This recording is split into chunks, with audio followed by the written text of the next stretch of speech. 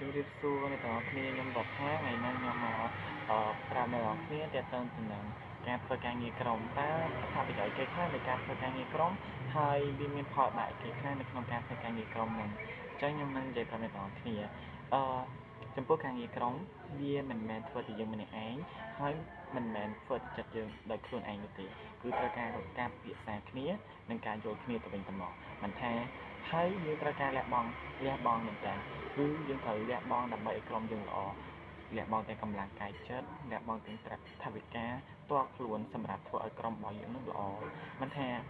បែបម៉េចទេមិនថារបបបែបម៉េចទេគឺយើងត្រូវតែលះបង់ចំពោះពេលវេលាដ៏មានតម្លៃធ្វើម៉េចឲ្យក្រុមយើងបានល្អធ្វើម៉េចឲ្យក្រុមយើងបានជោគជ័យការធ្វើការងារក្រុមមិនមែនធ្វើតែម្នាក់ឯងនោះទេគឺយើងធ្វើប្រហែលជាមួយនឹងសមាជិករបស់យើងពីមិនថា2ឡើង3ឡើង4ឡើងគឺចិត្តយើងខុសគ្នា